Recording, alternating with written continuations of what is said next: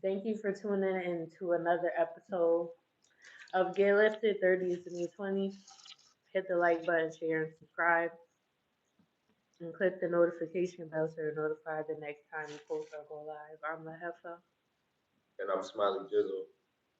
What's good? What's good? So, I don't know. If I would've known.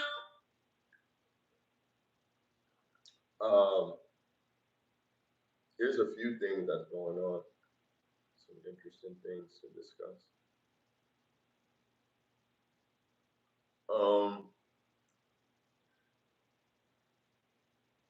well, let's start with what's actually on the thumbnail.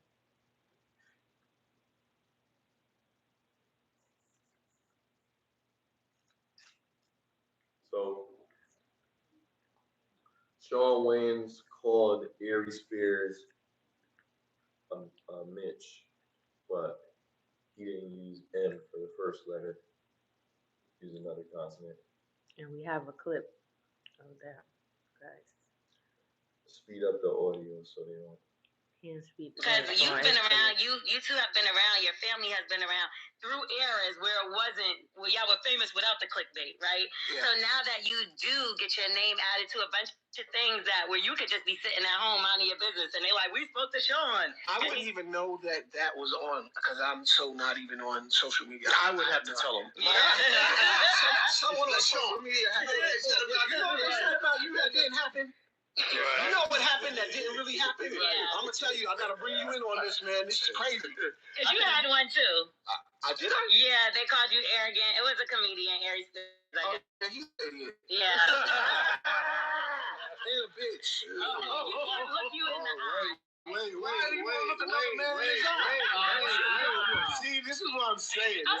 This is what I'm saying. Sometimes you bring out the animal inside of people. We keep our I didn't look back at him because I didn't. Because you've been around, you two have. Yeah, but now that you bring it up, he's a bitch for that because he was begging to get inside of one of our movies or our TV show. I hooked him up. I put him on a cartoon that we did called The Boo Crew, and how crazy he was. He was a crazy man. So and what he's saying is, keep my name out your mouth. Real black guys keep fucking with him. Yeah. We seen him get slapped up already on man. So. And here's the thing, what happened. Like I said, he always got something smart to say, and I have no disrespect for any black man in this business or anything. Just keep our name out your mouth. Yeah. Keep our name out your mouth. I'm here on a I had a beef with what's his name, DJ Vlad. And you know, it's one thing, between me and Vlad, yeah, right? But then Vlad asked him a question about the situation. And Aries always got something smart to say, and I respect the fact that he was trying to bite his tongue, but he was like, is the juice worth the squeeze? Don't talk about money or my value or what I feel about what mine, but now that you bring it up, he's a bitch for that. What do you think? That's Shawn and Marlon. Well, Right.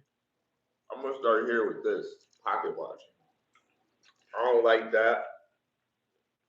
I don't like nobody worrying about what I'm getting paid or what I should be getting paid or what I have or what I'm worth or you know what I mean? Because that could be crossing the line, overstepping. So I never agree with somebody worrying about what I got in my pocket. You know what I mean? Like I don't like that. And Aries Spears, he got enough to worry about.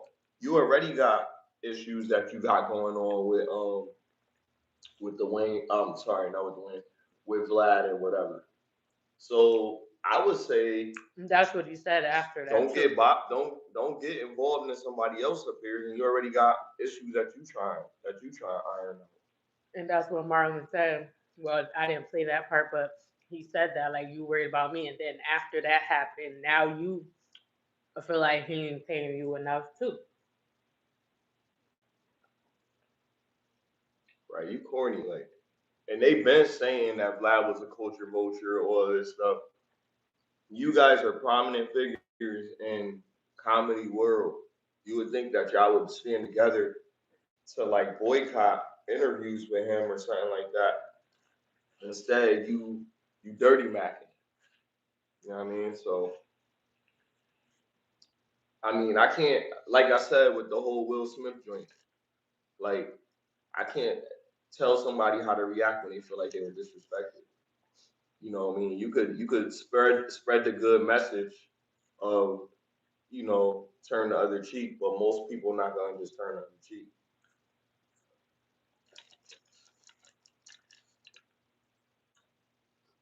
And that's what he said. You waking up the monster and people that's not even like that. Cause Shawn don't even be on the internet. He said he don't even be on social media. He live in the real world now. Just to enjoy what's going on around him.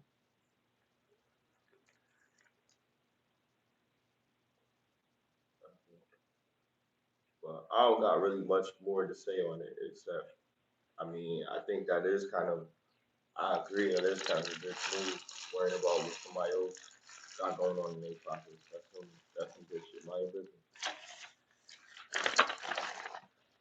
He said, but he said, it was wrong for you. When they were like, yeah, and it's a lot of the other too, so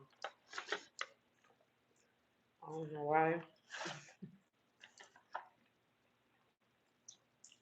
Aries Spears the least people that should be messing with somebody that could potentially be jumping. Like,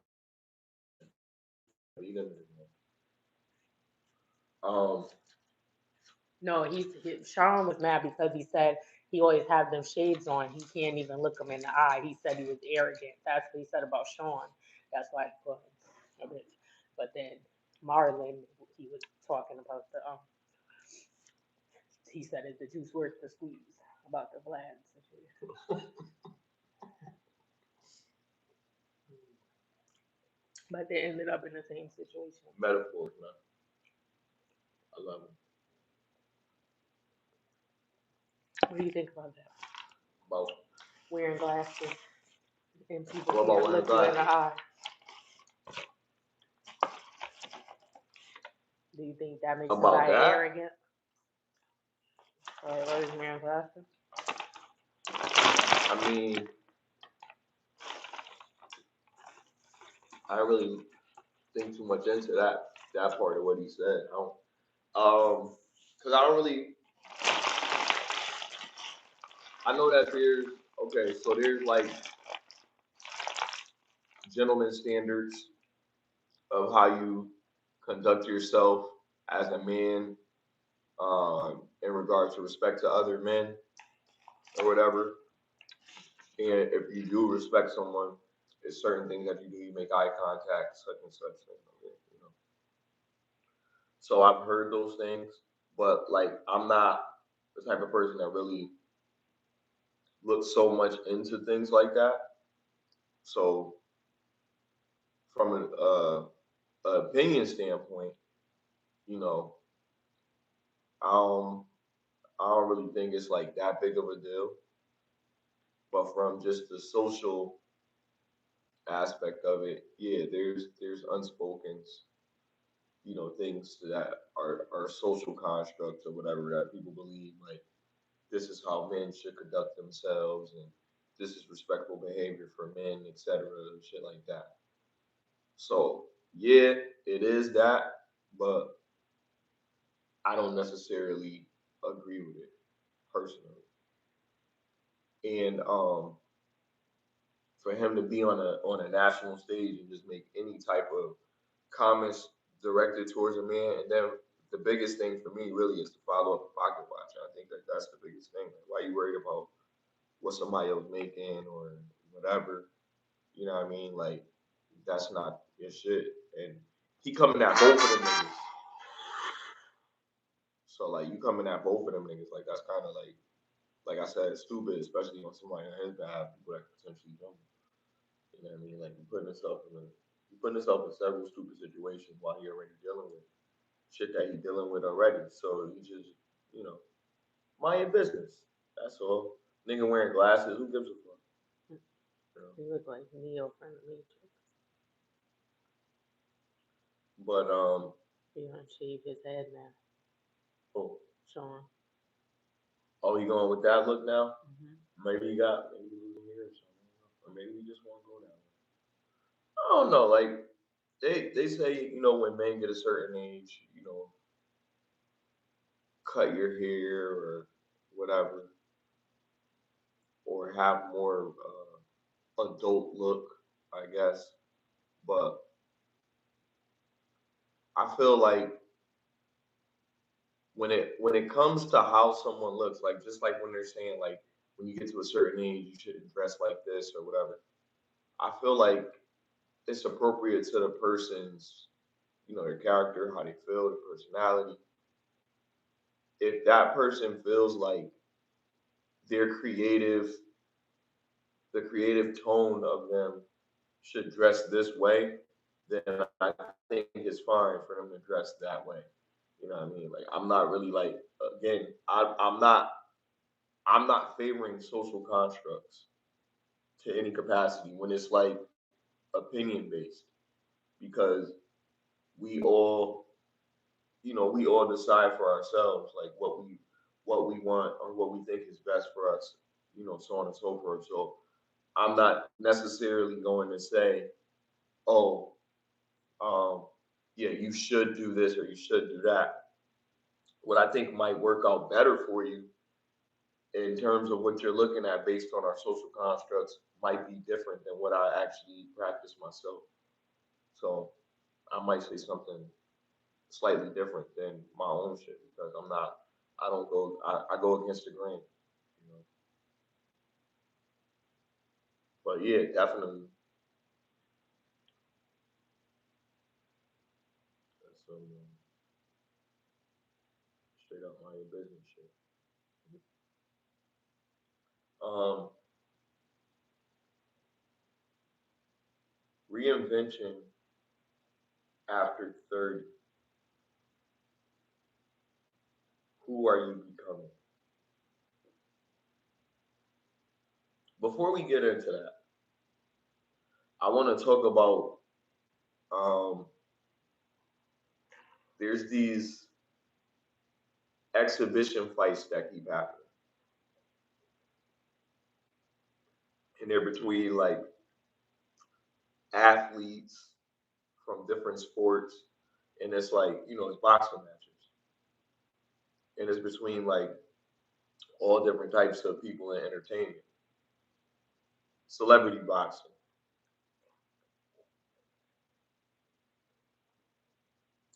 You get the opportunity to settle whatever differences you have with another person, and you get a nice little payout. So now we get to see Ray J. First, I want to ask people, who do you guys want to see in the ring next? If you want to see anybody in the ring settling differences, and you want to see anybody get what's coming to them, or if you just don't care. And then, what do you think about people like Ray J, Diddy possibly getting in the ring, Drewski getting in the ring, Kevin Hart and Cat Williams actually getting in the ring? Like, what do you think about some of these things happening, these matchups? Because Ray J got knocked out in the second round. It was hilarious fashion. Um, he had a nice little shiner on his forehead. I don't know if it was staged or whatever, but I mean, it looks because of how that shit goes, it looks legit. And he was doing MMA. He wasn't even doing boxing. He was doing like full contact everything. It was crazy. What do you think about that? Do you want to see anybody get in the ring or you don't I think Ray J is stupid, and I'm tired of him doing stuff for someone to talk about. I feel like that was staged or to raise money or something. If you're not a boxer, then you don't got no business doing it. I mean, you can do what you want, but I think it's designated for professional boxers. So if you do that, you probably is gonna get knocked out, even though it was staged. You don't think it's entertaining? I didn't watch it. No, I'm I saying didn't like want to watch in it. general. Oh, I didn't want to watch it. Not them.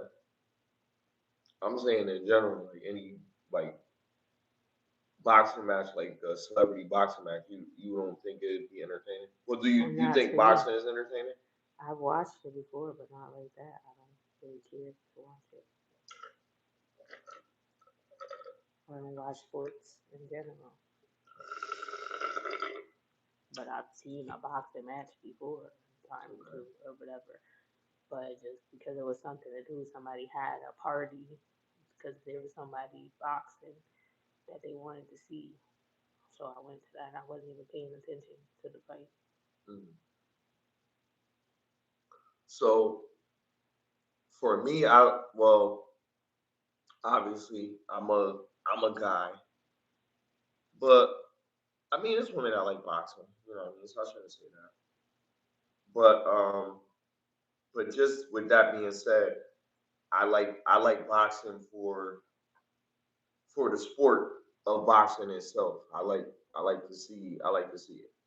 But I like you said, professionals. It'd be more exciting to see professionals. But the entertainment factor of it is good when you have people that actually took the time to go through the limited amount of training for, let's just say they did training for like 3 months, prepared themselves and got to a fighting condition and was able to get in the ring with somebody and actually perform and make it entertaining for people to watch it. Like damn, this person is actually good. Like even if you watch amateur boxing, which I've watched a few times. My younger cousin used to amateur box, so I went to like most of his fights. Yeah, I went to see him. So like stuff like that, like it's different because they know what they're doing. So you kind of, if you if you're a purveyor of that, when you watch it, you're like, oh shit, he using the shoulder, doing a shoulder roll, or he's doing a Philly shell, or you notice certain things, and you're like, oh, he's pretty good at what he's doing. So it can be entertaining, and then it can be entertaining in a comical way, which is it's not favorable to me because I don't like making fun of boxing itself like that. But in some cases, like Charleston White was fighting one of the Island Boys. Like I thought that was entertaining because the Island Boy is way younger than him. They're probably about the same weight class. Island Boy should have a little bit more energy, and he has both of his eyes. He was healthy, and Charleston White won. You know what I mean? It was just like running around. It looked like a comedy skit. But if they do it the right way, it can be entertaining. As long as I get the value of entertainment. If I had to pay for it, I'd be upset. I wouldn't pay for it, but I'll pay for an actual professional boxing match. And I lay my plane there. Yeah, I'll go see it just for something to do, but I'm not really interested in it like that. But I have, yeah, like you said, our cousin boxed, and I went to that. And I remember Michael Jai White had came to one of the thing, and we got a picture. Um, but that was a long time ago. I haven't been to a boxing match. I've never been to a professional boxing match. And but I guess I went to a baseball game before when our uncle's job paid for us to go to a baseball game. I don't watch baseball, but it's just an experience. It was fun for what it was. We on the taco ticks as well. Yeah. Yo, shout out to TikTok, yo. We on TikTok. If we somehow end up going down on YouTube, y'all can check us on TikTok. 30, what is it? 30 is 20-ish or something. Yeah. 30 is 20 ISH. But yeah, I don't know, like they make a mockery out of boxing because what boxing used to be is just a shell of its former self. Like boxing is like they made all these changes and they lost some of the most talented fighters and the best promoters. So that's where boxing has ended up. The trainers, all the best trainers have passed on. You know what I mean? So you don't get those great boxers anymore. But now it's starting to build up with the smaller weight classes. Deontay Wilder is coming back. I think it's going to be more challenges that's going to come out and going to be brought out because him coming back and trying to say that he's still that guy. You know what I mean? So hopefully we get something out of it. I used to love boxing. It used to really be something for me. Errol Spence got a big fight coming up. Um, one more thing about sports. Shout out to the Knicks. I mean, they out here doing it, doing God's work. You know what I mean? Like, look at these Knicks. But I don't know. I'm not a Knicks fan. So let me start off by saying that.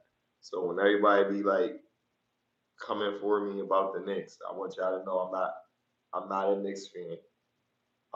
But the Knicks haven't won a championship in a very long time. So for people that don't know, it's been decades before the Knicks even made it to a playoff finals. So they finally in the conference finals after all these years. That's crazy for them. So shout out to the Knicks, man, and shout out to Wemby, man, Victor Wembanyama. Shout out to him, man. I mean, this guy is playing his heart out, man. So shout out to the new flavor of basketball, the way that they move now versus how it used to be back in the day. But it's still competitive, and that's what we want for boxing. We want it to still be competitive, innovative, and competitive. Um, but this was interesting. I want to know what you meant by this reinvention after 30. Who are you becoming? Let's dive into that. That's really good. What's um what's the sense of that?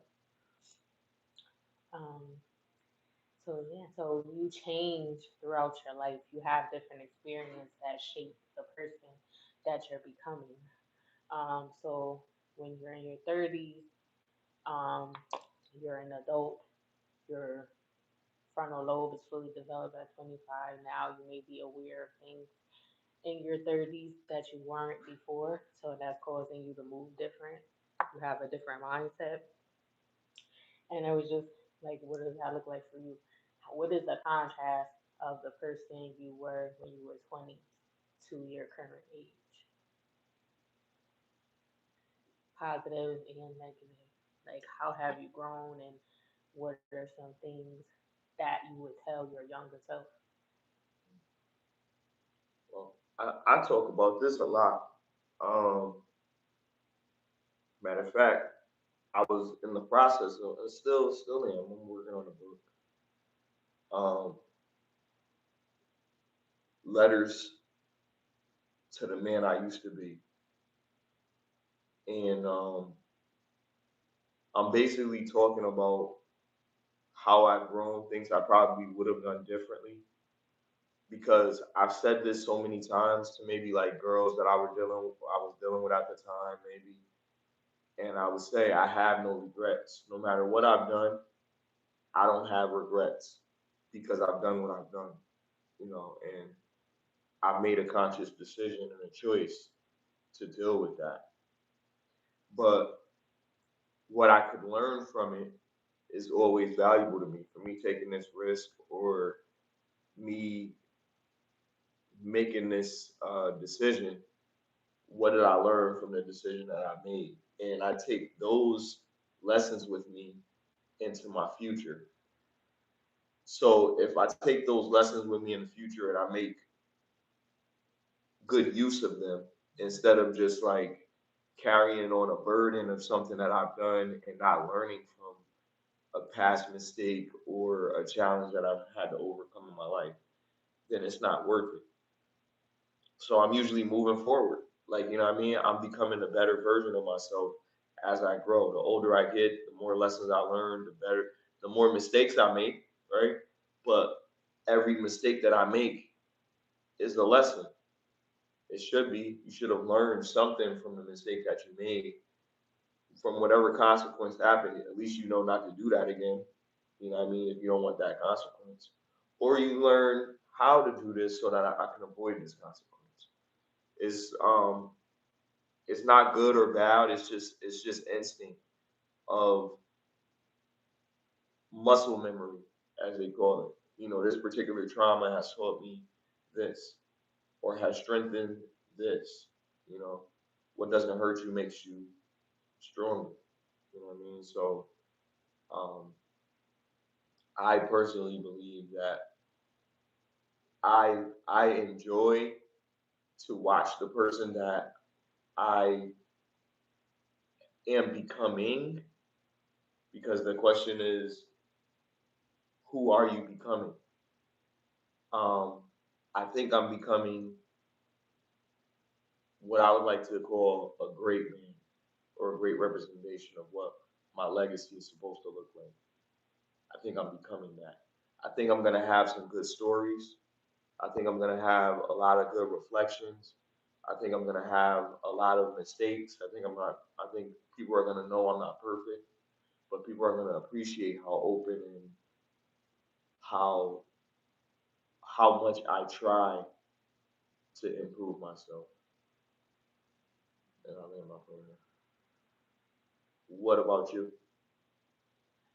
Well, I do definitely think I have learned from certain experiences, and I also learned from watching others and mistakes that they have made. So I'm trying to be, I'm in competition with the person that I was yesterday.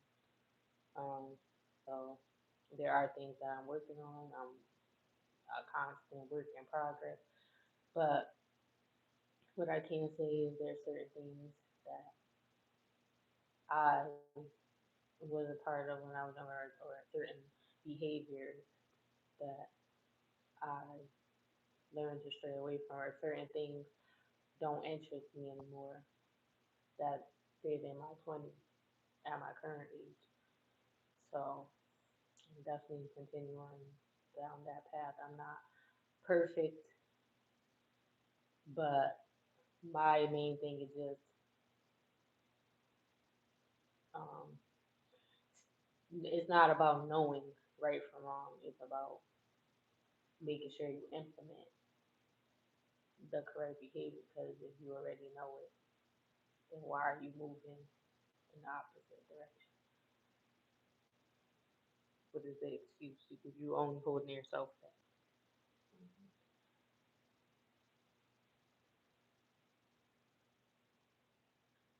So there was this woman. Before we talk about that, I have another question. Why are we all burnt out, even when we're doing everything, work, money, relationships, social media? Why nothing feels like enough, and how to reset for real? So how do you reset when Wait, wait, wait. are you if you're You feel like overwhelmed with? nothing's enough, or what? And you feel like you're burnt out. I'm not saying me. I'm saying Well, people burn why do out. people? Yeah, burnout Okay. is a thing. Uh So huh. it's like, how do you cope with that when life is going on? You got to go to work and you got to do this and you got to do that. How do you prevent yourself from being overwhelmed while still doing everything that you need to do to progress or move forward or make it to the next day? Now, I actually, I'm not the expert on this, but I actually have the answer because an expert actually shared that answer with me, because that's part of it's part of the things that you have to do as a leader. You have to go through certain courses, and you have to do different um, modules and shit like that. So What I do know is that you have to have balance. And I think that's an important word to have included in our whole thing. How do you balance all these things? But if you're saying that whole question without the term balance included in it, then they're not even thinking about balancing things. You can't give everything everything. You know what I mean? So you have to look at it from an aspect of how much time do you have to give to these things, and how much time do you have left over for yourself. A lot of times we underutilize or overutilize our time, our free time. Whatever time that you have to yourself is your free time. That could be times that you go to the bathroom to poop, times that you go to the bathroom to do a number one. That could be times that you eat. That could be times that you watch your favorite show that comes on at a particular time. That could be the time that you walk to the park. That could be the time that you walk your dog. That could be the time that you have a conversation with your kid. That could be the time in between you going to pick up your kid. There's all these different points of time that may be small, but they all accumulate one particular thing. There's a period of time where you can do everything and still have time to do other things. But the thing is, us as people, we don't, just like we don't budget our money, we don't budget our time. So that's something that I've heard somebody rich actually say. We don't budget our time wisely. And our time equals money, success, all those other things. It starts with us being able to control our usage of time, just like debt. We're in debt with our time. We don't have enough because we know we got to do this at a certain time and we want to do this. But a lot of things that we want to do, we don't have to do it. We just choose to do those things. So those things add more of a burden onto us. Like the most important thing that helps a lot of people with stress is teamwork or allowing others to help you.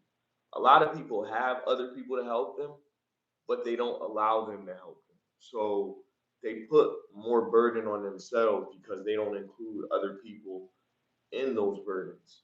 And a lot of times I do it myself all the time.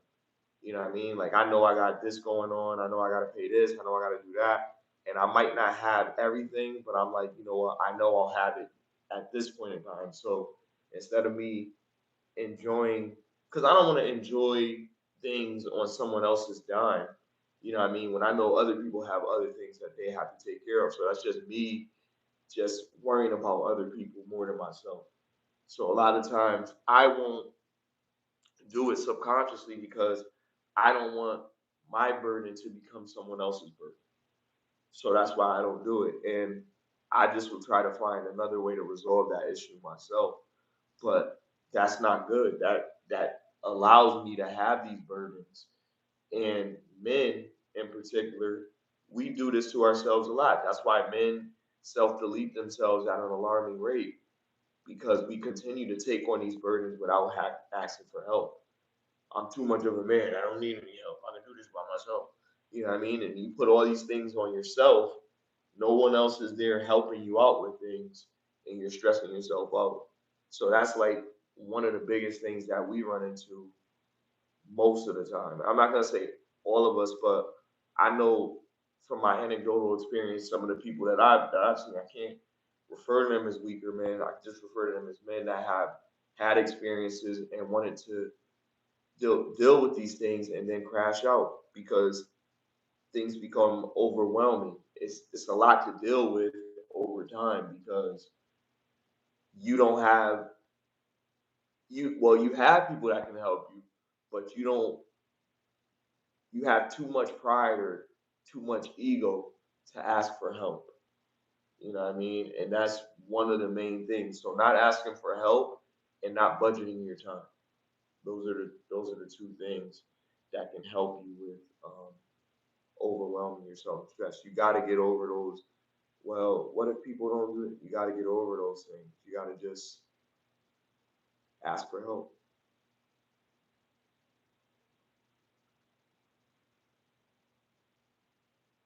What was the next?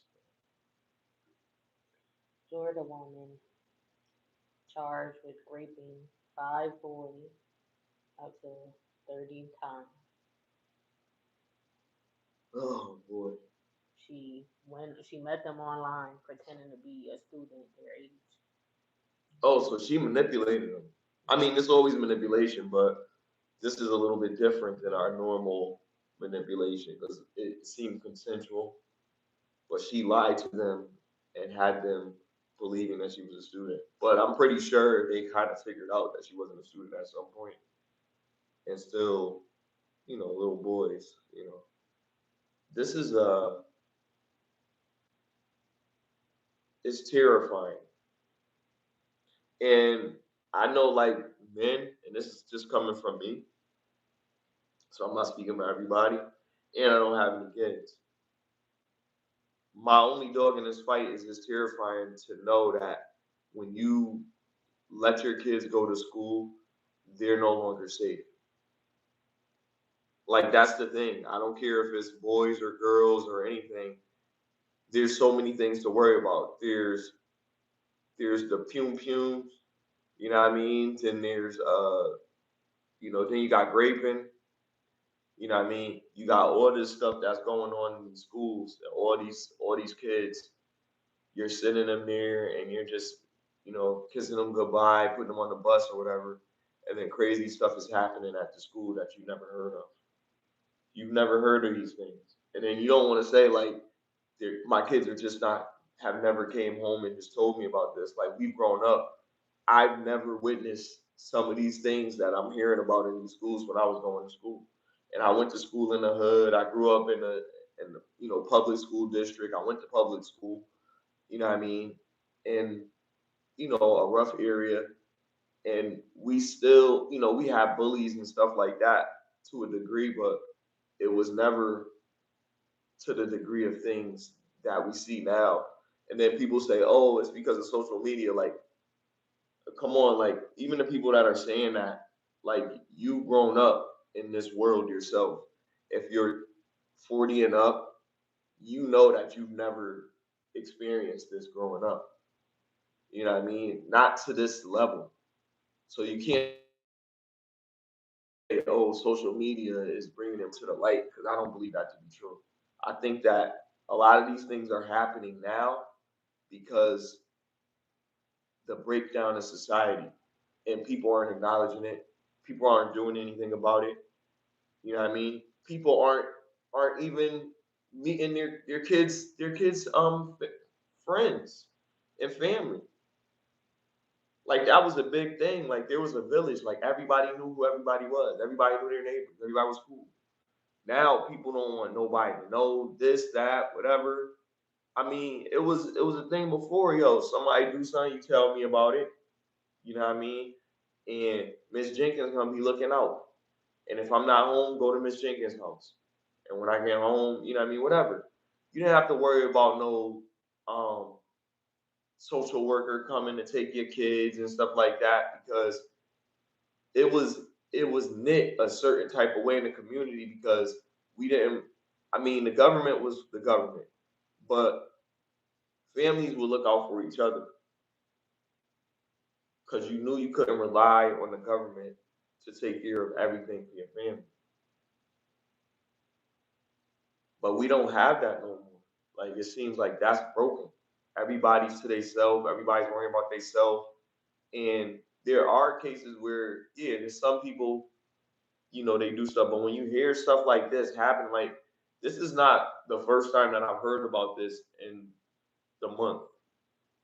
Not this particular person, but what's going on.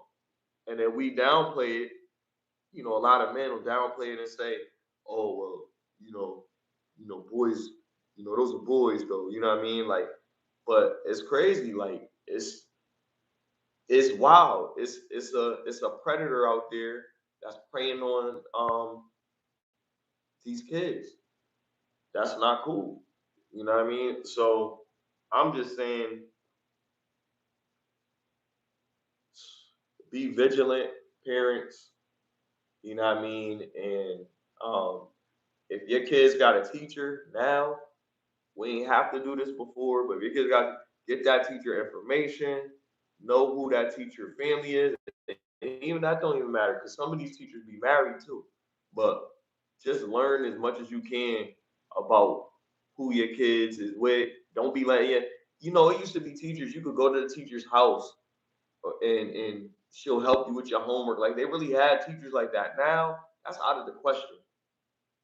It's people are getting jobs and they using these jobs as an opportunity to live out their you know evil desires. So I got a clip about that. 23-year-old Florida woman poses as a schoolgirl. Why? To molest a teen boy student. The Florida Glamazon shows up for a mugshot with smoky eyeliner and frosted lip gloss. And this is the woman who pretends to be a homeschooled 14-year-old girl in order to prey on middle schoolers, engaging in sex acts with little boys, even sending explicit videos. Alyssa Zinger, shackled in court, now hit with new charges after 4 more boy victims as young as 12 years old come forward. Good evening. I'm Casey Grace. This is Crime Stories. I want to thank you for being with us.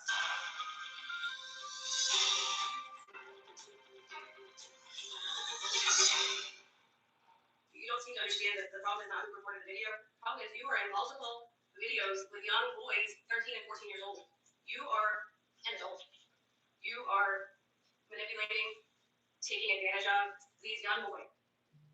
I love the smoky eyeliner and the glossy lip gloss, the shiny lip gloss. Did you hear Judge Laura Ward?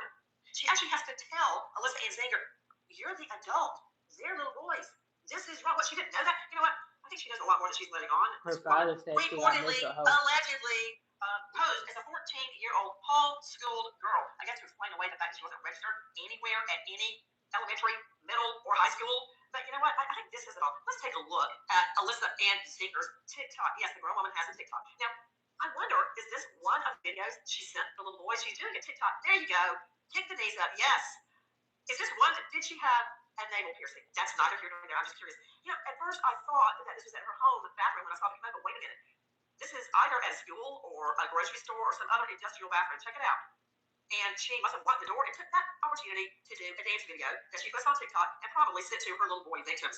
Now, another thing about what the judge said, Judge Laura Ward there in Florida says, apparently the defendant's lawyer has said, we don't have any proof of who took the explicit sex videos that were sent to the little boys. And the judge is like, it doesn't matter who recorded the video because you're starring in it. With me also can make sense of what we know right now. But first of all, where did this go down? Listen. South Tampa's Hyde Park neighborhood is ranked by niche in the top 10 places to live in the U.S. It boasts great restaurants and schools, with many young professionals making up its population of just over 2,000.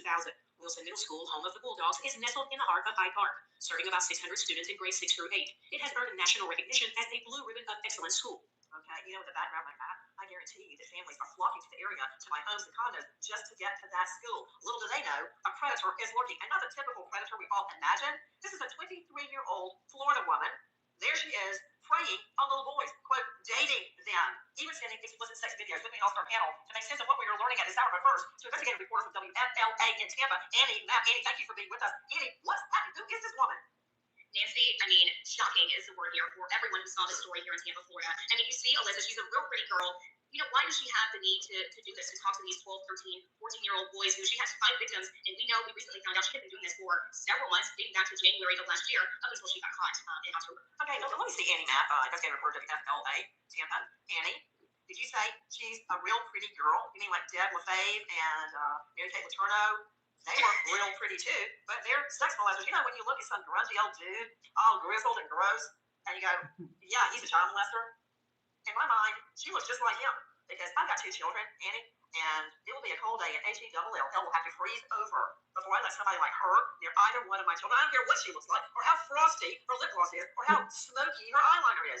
I don't care what she looks like. As far as I'm concerned, she is a predator. Now, of course, I know high-profile lawyer Kelly Hyman, joining us out of the Florida jurisdiction, is going to tell me she's innocent until proven guilty. I know that. It goes without saying. And again, everybody on Twitter, you can quit telling me that because I know everyone is innocent until proven guilty. I know that. I'm just assessing the facts as we're getting them.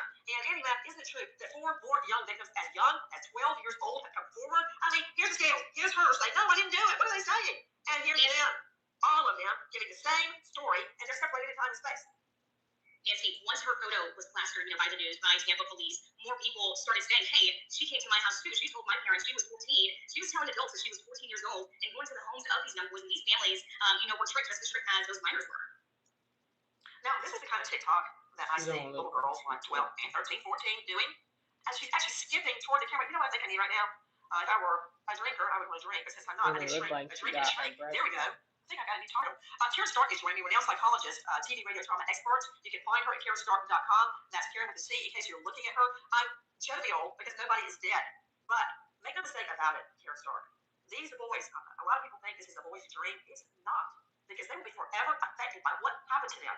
And the rest of their lives, every relationship they have with a woman or girl, a teen girl, a preteen girl, is going to be overshadowed with this event in their life. They are no different than little girls that are molested. But you heard Annie Mack, investigative reporter of the FLA, who's been on this case from the very beginning, talking about the way this 23-year-old, almost 24-year-old woman, because she even takes out the parents.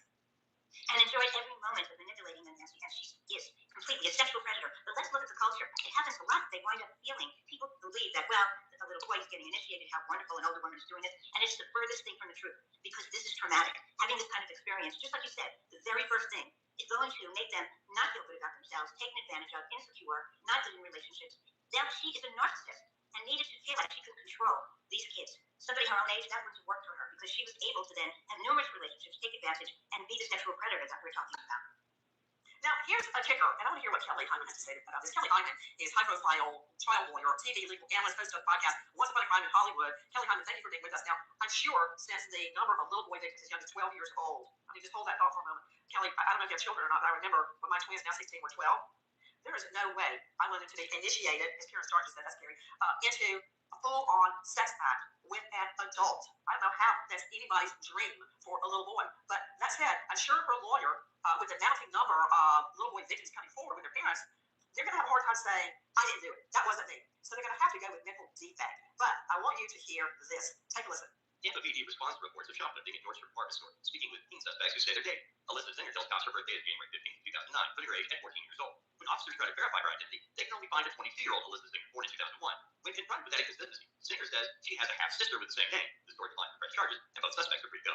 Okay, I'm very confused right now because I don't know if this name is going to ring a bell to you. So she's just going around lying, telling everybody that she's 14. Caitlin Armstrong, when she was first brought in for questioning on the murder of a world-class 20-something-year-old dirt biker, there was a discrepancy in her DOB for an outstanding warrant, the services, and they let her go. Same thing here.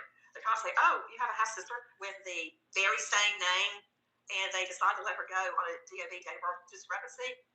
Your half-sister has your same exact name. Okay, and they let her go. They kind of do her being so pretty. They went, oh, yeah, you're so pretty. You never do anything wrong. Bye. And this is from the shoplifting scene, by the way. But my question to you is, she does not have a mental defect. She cannot claim insanity under the law.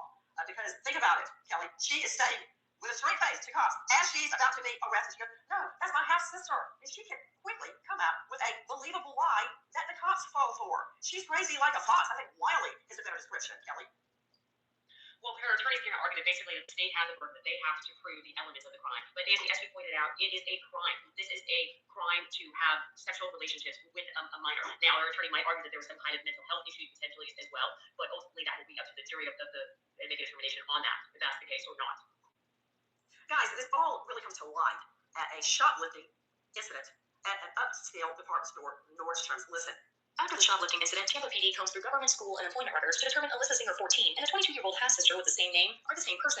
The teen boy then reports he has had a sexual relationship with Singer for over 5 months. The victim says he met Singer on Snapchat, where she introduced herself as a homeschool 14-year-old. The boy says they had sex multiple times, and she sent him explicit photos and videos. He says he ended the relationship when he learned her true age.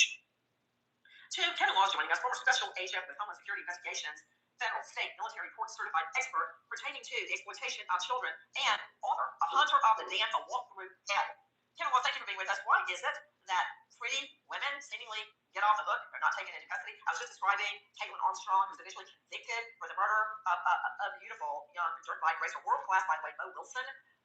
She just walked free. Dealt with lenient treatment. It happens over and over again. Do you see this woman? She walked away from a shoplifting incident, even though cops should have known she's lying. You guys have half-sister with the very same name. Yeah, that's the problem with the half-sister thing. But, you think about it. She's, I worked online undercover for 11 years, and you have to know your persona, who you're going to be. So I'm sure that she's worked out everything in advance. What happens if I get caught? What am I going to say? What am I going to say to the cops? Make it believable. And if you sound believable, somebody doesn't believe you. I mean, she's an attractive young lady. She doesn't look like she's homeless. She's not disheveled or anything like that. So cops are going to put, sadly, cops are going to put a little bit more truth into what she's working. She's going to make herself sound more believable. Not being like, oh, look, she's homeless. Her hair's a mess and stuff like this. But sadly, that's what happens. He indicated that a sexually explicit video of himself and another minor was being circulated through Snapchat. Did he know who was doing it? Yes. Who was that? He identified the person as Alyssa Singer. Wow. You were hearing Detective Amanda Baranowski testifying, and she's stating that one of the little boys was upset and embarrassed. A sexually explicit video of himself and a 14-year-old homeschool girl was circulated through Snapchat, and according to the detective, Alyssa Singer was the one giving everyone, transmitting it, circulating it. Now, why in the world would she do that? That's another question for the shrink. But right now, I'm going to a special guest joining us, child sex abuse grooming expert, author of Duck, Duck, Groom, Anna Sonoda. Anna, thank you for being with us. Okay, this is your Super Bowl, Anna. Go.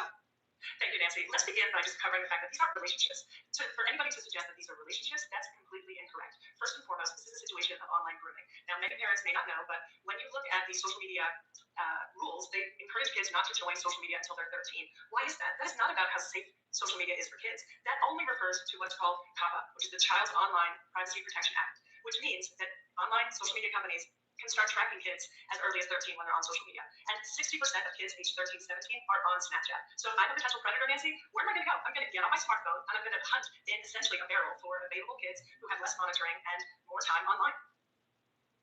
Guys, you were seeing a TikTok of that Alyssa Singer, the so-called glamazon molester, made herself in some industrial background. You can tell from the trash, the metal trash dispenser, and the handicap rail. Just look at it. Where is she?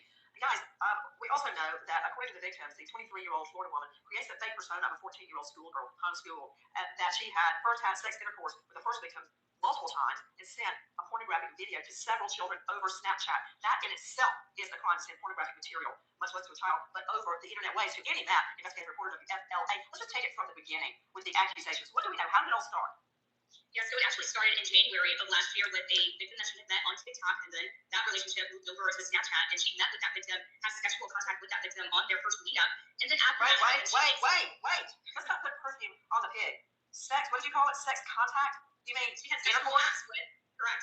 What sex act? Yeah, vagina to penis contact. Okay, that's okay. Go ahead. And if it's a child, it's statutory. Because even if the child says, yes, I want to do this, a child can't enter a contract to buy a car or a home. They can't buy alcohol or cigarettes. They can't enter into work contracts. There's a reason for that. They're protected under the law, nor can they consent to sex. Hence the phrase statutory. It doesn't matter if they say, yes, I'd love to do this on my parents' sofa while they're in the next room. It doesn't matter because they don't have the mental wherewithal to consent to anything other than going to bed on time. Okay, so you say it starts in January. Just pick it up from there again. This starts in January with the first victim. Then we have victim 2, who is actually, victim 1 that exposed all of this. But this victim, she actually enters into this relationship with, who she tells that she's 14. She meets his parents. They're going out. She's going to his home. And that relationship lasts from May until about October when he decides, he wants to cut things off with her. That makes Alyssa Singer upset. So she shares this video of that victim with another minor to several people on Snapchat. Once that victim finds out that this video is being shared, he goes to police, and that's what prompts Detective Baranowski to start looking into Singer, to start looking at school records. They couldn't find her. The only person they could find had graduated several years ago. And then that's when they learned, oh, this is the same person who was involved in this incident at Nordstrom, back in the summer. So it's just a trail of events that are exposed just from this teen, this minor, going to report that his video with another minor is being shared. He indicated that a sexually explicit video of himself and another minor was being circulated through Snapchat. Did he know who was doing it? Yes. Who was that? He identified the person as Alyssa Singer. Straight out to Andy Mapp, investigative reporter of FLA in Tampa. That's crazy. Like that whole situation. I thought she was a teacher, but because the other situation I was talking about that happened recently, also this month, was three different teachers that have been caught with some young boys. So yeah, I'm just saying, it's just like, how did she get a hold of these kids? Like, you know what I mean? She's not even a teacher. But it's just online on social media. And then her dad said she had mental issues.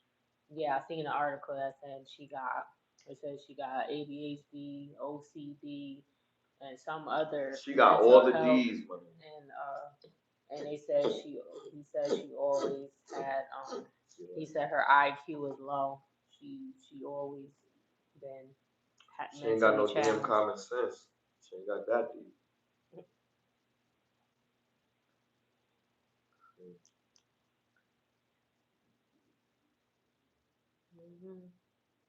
News guest caught wearing skin masks. So I did see that that was debunked. They're saying that it was debunked, but you can see the hole where. But they talking about that's a glitch. That was a glitch on the Light effect, maybe. That's what they reported after that came out. A camera glitch. But it looked like he got a mask on because you could see the hole where his neck starts. Why you always lying? You know what I mean? Like we can't Because see. why are you wearing a skin mask? Because there's no way to explain that. That's why on the news, and that's all they could say is that it's a glitch. But we know the truth. We see you. We know what y'all doing. I don't think they should even be selling skin masks. That should be like something that makeup artists on movie sets they should only be the ones that are able to purchase that because there's no need for nobody else to be getting a skin mask of somebody else's face. It's you up to no good if you doing that. There's no purpose of anything positive. You impersonating someone else. Is the BET Awards tonight? I haven't watched it in a long time. It's in June, I think. Oh, that's in June? I think because I kept seeing that commercial with Juicy. Yeah, June yeah. 28th or something. Oh, okay. All right.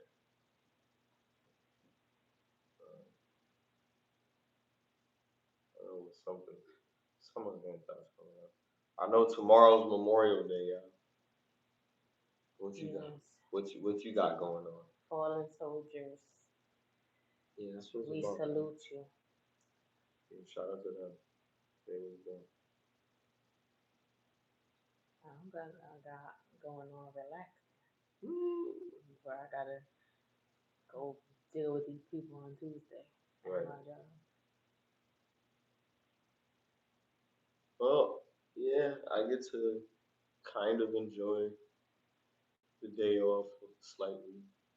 See what other adventures the day brings. Whenever I have whenever it's a holiday, like real, like the reality is that working class people, they get a break. They get to relax. They get to sleep in. They get to do whatever. You know. But people that are not working class, like business class maybe, they have to work on the holidays sometimes. Sometimes you can have your company closed on holidays, like because you control your hours of operation. But a lot of times that's your biggest time for some companies during those holidays, Christmas season. You have people working more, like you know what I mean. So it means more work for you and your family just to see less of you. So business, I would say with business, man, it's just just keep an open mind if you ever consider it, because like a lot of people complain about regular work, which is like stressful, but the stress that comes with running a business is more because you have to do it. Like you have a choice with your regular job. You can quit. You can quit your own business, but you let everybody down. And if you're comfortable with that weight on your shoulder and just just doing that to people like that, you shouldn't have a business. Just like some people say, people like, you shouldn't have kids if you can't handle it. If you can't handle the responsibility of a business, you shouldn't have one. And maybe entry level with the stress that comes with it might be the best thing for people like that. Because there's going to be a downside to everything. But you got to take the good with the bad. Know what to take as a grain of salt, or what to take as like, yeah, this is definitely something that I need to do. And just move accordingly.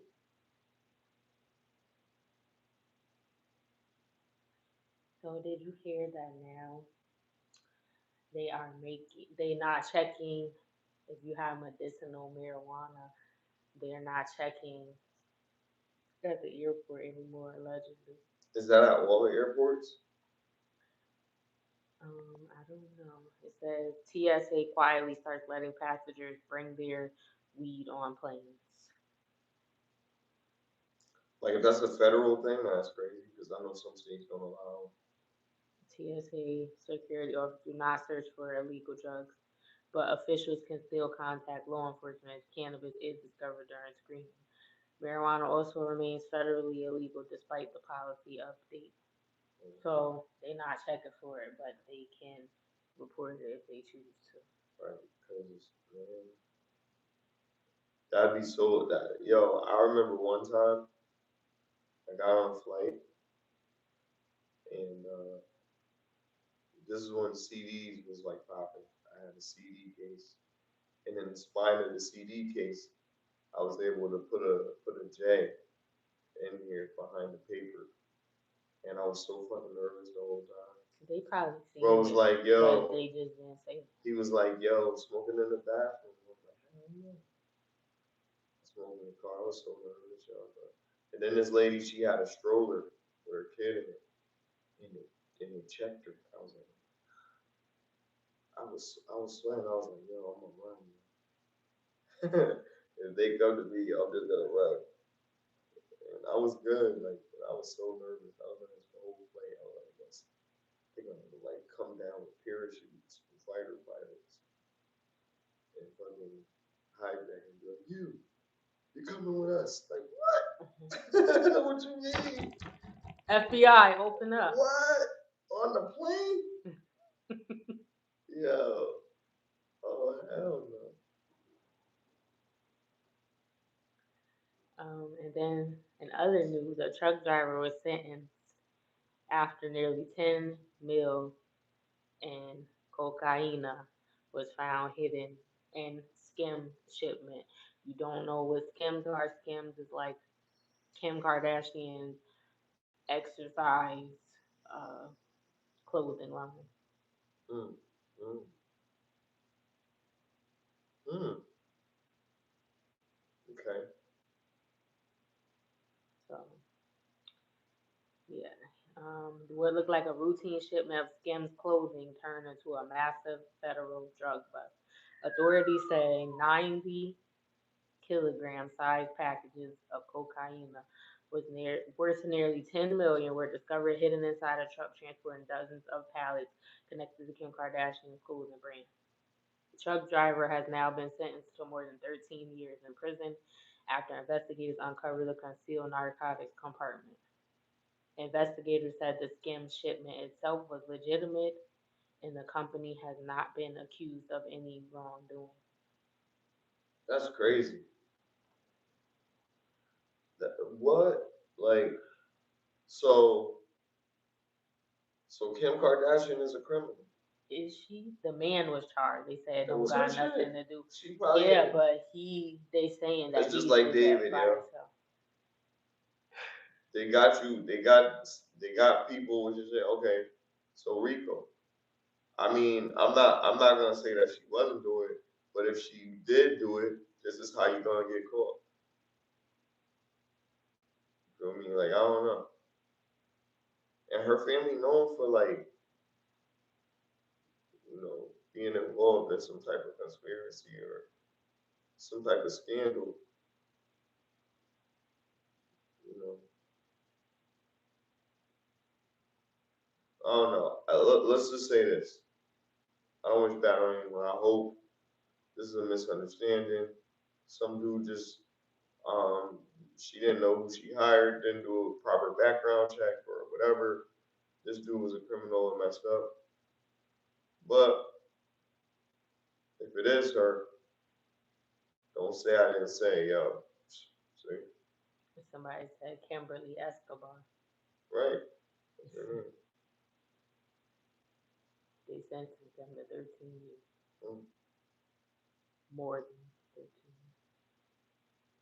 So he already got what he gonna get. He ain't snitch. I guess not. Pete Davidson. Well, I don't know. You think Kim is involved? I don't know. I mean, Cause it's a shipment, just like an it don't sound Amazon like truck is not. it don't sound like her style. But if somebody knew somebody that she trusted, it's possible that she could have trusted somebody too much. It's the perfect cover. Yeah. She wouldn't do to think. She wouldn't do nothing like that. Right. That's why I'm saying she did it.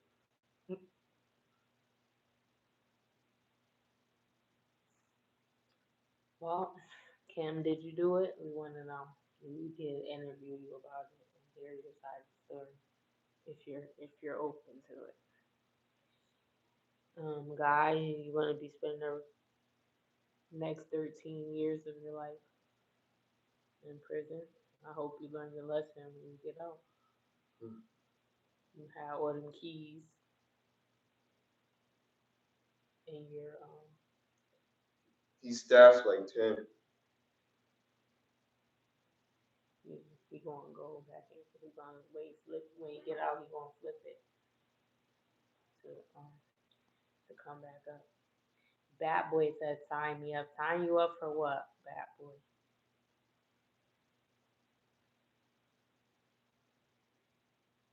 What did he sign you up for? Sign me up, sign me up. Leo got a song called that.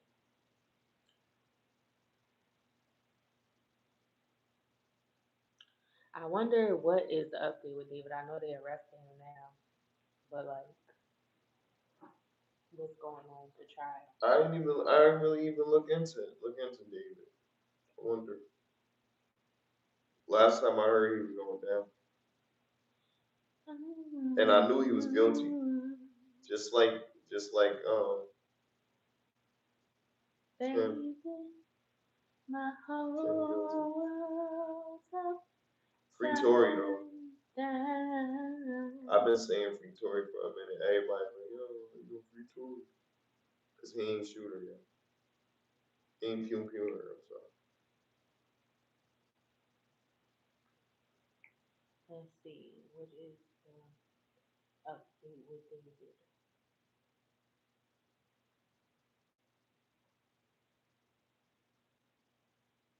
Yeah, it's crazy.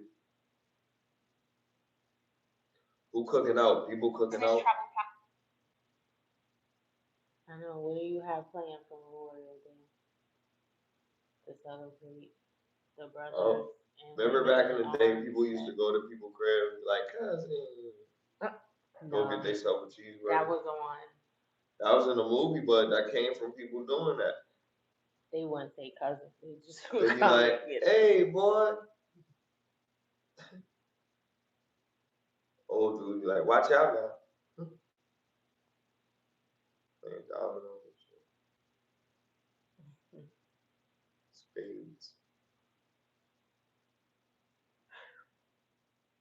Yeah. Yo, I know what the old black people do. What do old white people do? That they like family gatherings. Is there a particular thing that they do? The world may never know. Shuffleboard. Checkers. Got a good old checkers tournament coming up this weekend. They steal something at the family reunion. What we was doing, probably the Chinese checkers. Horseshoes.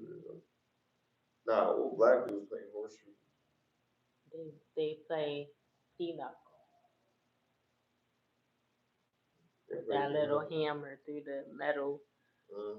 Or golf. Put the ball through. I know they play a lot of golf. Or bowl. Or tennis. They be doing active shit. They be doing shit. Yeah, so they be trying to run keep their joints around. intact. If you don't use it, you lose it. That's right. Right. I found a clip and then this is the update. It says, will more people be arrested? Body in a Tesla trunk. Yeah. A 21-year-old singer with millions of streams now charged with capital murder. Prosecutors say David Anthony Burke, D4VD, lured Celeste Rivas Hernandez to his Hollywood Hills home, stabbed her to death, watched her bleed out, and used chainsaws ordered on Amazon to dismember her body. He has pleaded not guilty. Special circumstances, lying in wait, financial gain, killing a witness. The DA has not yet decided on whether to seek the death penalty, and as an LA lawyer, let me tell you, the death penalty will probably not be sought in this case. As a criminal trial attorney of 26 years, I will answer 4 questions everyone is asking me. Number 1, what does the defense actually look like in this case? Number 2, how did he get away with this for a year? Number 3, where were Celeste's parents in all of this? Do they have a role? Could this have been prevented? And number 4, how much do the people around David know? The defense, based on what the prosecution has shown, is basically what we already know is in the prosecution's file. That there's a body in his Tesla, the house he had rented, garage tested positive for Celeste's DNA and blood. The Amazon orders under a fake name included 2 chainsaws, a body bag, a heavy-duty laundry bag, a blue inflatable pool, and blue plastic fragments from that pool were found embedded in Celeste's remains. Prosecutors say they have 40+ terabytes of digital data from his devices, including, this is again per court filings, child sexual abuse material on his iPhone. There's a matching quote-unquote tattoos on the inside of both their right index fingers. Text messages the night before her death, she allegedly threatened to expose the relationship and quote-unquote end his career. 24 hours later, she was dead. So what does the defense actually look like, you ask, right? The defense's public statement, and I quote, is the actual evidence will show David Burke did not murder Celeste Rivas Hernandez, and he was not the cause of her death, end quote. Read that sentence carefully. It is lawyered to the comma. They're not denying the relationship, right? They're not saying he didn't know her. They're not denying the body was in the car. They are denying 2 very specific things. Number 1, that he was the killer, and number 2, that he caused her death. Those are the only 2 things that they are actually denying. So that tells me the defense is almost certainly going to be some version of someone else did it. Second suspect, the prosecutors have referenced but not named, of course, right? Authorities have publicly said they believe multiple people were involved in the dismemberment. Or alternatively, that she died some other way, overdose, accident, medical event, and that what followed was a panicked, terrible cover-up, but not a murder. Now, that just seems to matter to you guys, because we're talking about a California Penal Code 187, which is murder, versus a 207, which is kidnapping, versus accessory after the fact. Very different statutes and dramatically different exposure. The defense is also moving very aggressively, procedurally speaking, right? They're demanding a very fast preliminary hearing, something that is extremely rare in a capital case. And they're fighting to unseal the prosecution's filings. And they're also accusing the brief of being, quote, one-sided and, quote, replete with hearsay. Now, that is a deliberate strategy, right? Force the DA's office to show his cards early, then attack the weakest evidentiary links before you come before a jury trial. Now, my honest assessment, right? On paper, this is an extraordinarily hard defense because we've got forensics. Forensics don't lie. It's science. We have a digital trail that these days also doesn't lie. We have motive, we have opportunity, and the prosecution has all 4 of these. But every single juror has to be unanimous. I keep saying this at every case. You hear me say this repeatedly because it's true. The defense doesn't need to win the case. They need to win 1 juror on reasonable doubt as to who actually inflicted the fatal wound. That is the bar, and it's the highest bar we have in our criminal justice system. Proof beyond a reasonable doubt, right? And in a death penalty case, death penalty eligible case, the real fight is often not guilty or not. It's LWOP or lethal injection. Don't lose sight of that, even though it's highly unlikely that the LADA will seek the death penalty under their current policy. So now we get to how the hell did he get away with this for so long, right? And let me reframe the question because it's a fair one and it deserves a real answer. I think the timeline tells us the story. On April 23, 2025, Celeste is killed at David's Hollywood Hills rental home. September 8, 2025, 4.5 months later, her body is finally discovered, but not by police investigation, but by tow truck workers who smelled it after the abandoned Tesla was towed. The car had been sitting on a public street in the Hollywood Hills for over a month before anyone reported it as abandoned. Meanwhile, David had left town and started his world tour on August 5th of 2025, performing in front of thousands of fans while the body decomposed in the trunk of his own car. There are 3 structural reasons, in my opinion, right? I think she wasn't actively being searched for at the time. Celeste had been reported missing like 3 times by her family in early 2024, but she was classified as a runaway. And chronic runaway cases get dramatically fewer investigative resources than a stranger abduction. That's just a very hard truth about how missing kid cases are triaged in America today. Number 2, the tour insulated him. He physically left the jurisdiction. His team kept the machine running. Nobody was looking at him because the body hadn't been found yet. So let alone to know it was in a Tesla. And once it was, he was already on the road. And then number 3, this is very important, capital cases move very slowly, and that's by design. The body's found in September 2025. He's charged in April 2026. That's just 7 months. That's actually very fast for a homicide with this much digital evidence, right? 40 terabytes. That takes time to comb through. Grand juries take months. Prosecutors only get 1 shot at filing, and that's because they don't want to look like they rushed to judgment, right? So they don't file until they're truly ready. Imagine being able to build an app. Yeah, that's crazy. I hope they figure out exactly what happened. Like, did she overdose or did something happen and then they just hid the body because they were scared? Did someone else do it? Did somebody help them? Whatever the real, I think it's important that they get the correct charges and the correct people, whoever was involved, all of the people that were involved in this. If it wasn't just him, get you need justice from, you know, because that's just crazy. And her parents knew that she was with him, that she was dealing with him. Her mom said that was her boyfriend. They knew she was messing with um, the older guy.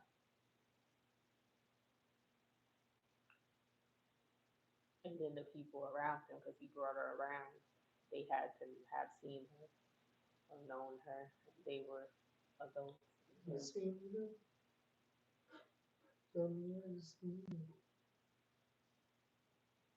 Case. Now, let's talk about the other question. The parents. How does a 13-year-old just disappear for that long? And to be honest, this is the question that's filling my inbox, right? And I understand why. Let's look at the actual facts before we judge, right? Before we judge the parents, because often we say, what about the parents? You know, what parent would let their child do X, Y, and Z? What the parents actually did, right? Jesus Rivas and Mercedes Martinez reported Celeste missing 3 times in early 2024. So February 15, March 19, and April 5th.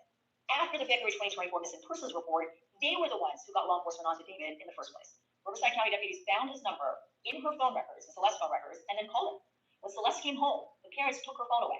I mean, I think that's exactly what any parent is supposed to do, right? So they did the right thing there. What they couldn't do, and I don't think we can hold them to sort of some sort of impute knowledge, is what the court filings now reveal is that David allegedly drove to Lake Elsinore and paid one of Celeste's junior high classmates $1,000 to give her a burner phone that he had purchased for her so that they could communicate, right? And now we get to the harder facts, right? In April 2024, an unidentified caller reported the Rivas family to Riverside County for possible child neglect. Deputies investigated it, they cleared the parents, but they also noted that they couldn't fully resolve the case because Celeste herself had not been located, so they couldn't actually interview her. Investigators say that Celeste had multiple fake IDs and was getting into age-restricted venues. I mean, you know, she was kind of, sounds like a rebellious teen, I'd say, that her parents maybe had a difficult time controlling, right? The friends of David told reporters that they believed that Celeste was a 19-year-old that was attending USC, but she was in fact 13. Okay, that's a 6-year difference. Prosecutors allege she traveled with him to Las Vegas, London, and Texas to meet his family over the course of 2024. And so the legal and human reality is where I'm at, right? Chronic runaway cases involving teenagers are agonizingly hard for families. Once the child has run before, every system, police, schools, social services, they all downgrade the urgency. That is just a documented problem nationally. It's not a Lake Elsinore, California problem, okay? Could more have been done? Probably, with perfect hindsight always. But the legal exposure here is on David, not the parents. You know, a predator who pays a 13-year-old classmate $1,000 to smuggle a phone past her mother is not someone the average family can really outmaneuver readily, right? And then the parents reported her missing. The parents took her phone. The parents handed law enforcement the lead. So do you think the parents should be held accountable for this too? Because Well, if they didn't do their due diligence and vetting, like I said earlier, the parents or the person that your child is dealing with, if they agree to this child dealing with another child that's a little bit older than my child, you know, and not monitoring and not letting them be alone, having certain structure in the relationship that they have together, like, yeah, I do blame the parents. I think the parents should be legally responsible to some extent, not the furthest extent of the law, but at least let this be a lesson to people who want to have children. Make sure things just gotta be, they just have to be regulated, because if not, you know, these mistakes have dire consequences. absolutely. So prayers go out to Celeste and her family. Hopefully justice is served. Um, and they get everybody that was involved in this woman's unaliving or this child's unaliving.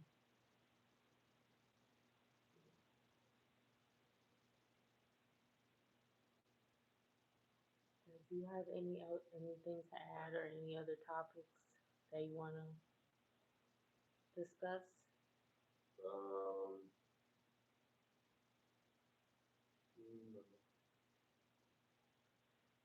All right. So thank you guys for tuning in to another episode of Get Lifted. 30 is the new 20. Hit the like button, share, and subscribe. We're being simulcast on YouTube and TikTok. So subscribe to our TikTok channel if you haven't. 30 is 20-ish, ISH. And where we go live every Sunday at 8 p.m. So thank you for tuning in. And any new subscribers or new viewers, as well as the ones that have already been here, we appreciate you. Get lifted. Bye, have fun. Smiley Jezebel. Yeah.